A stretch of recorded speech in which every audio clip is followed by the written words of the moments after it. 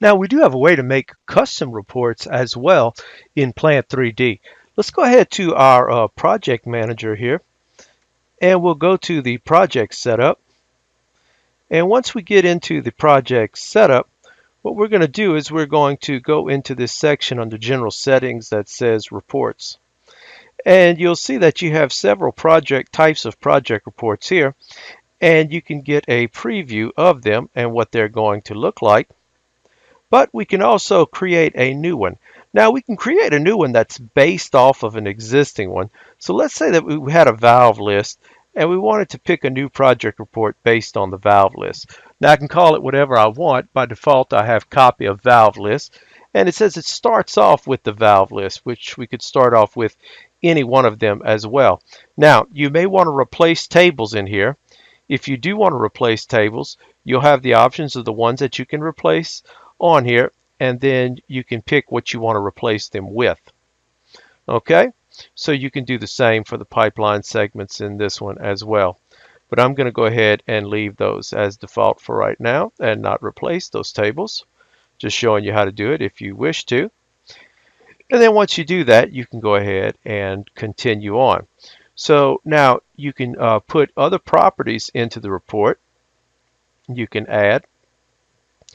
You can even go into here and be more specific. Things that you want to add or maybe not include. And then you can also select the order that you want to see these in.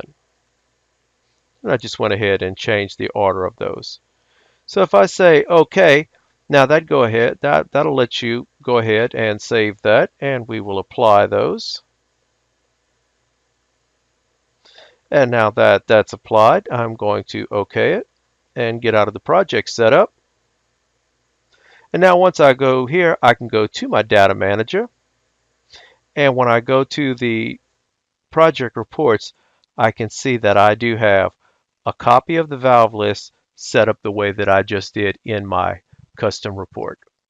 Now, if you wish to take that report away, or you no longer need it or want to use that, you can't take it away from here. You're going to have to go back to the project setup where we were.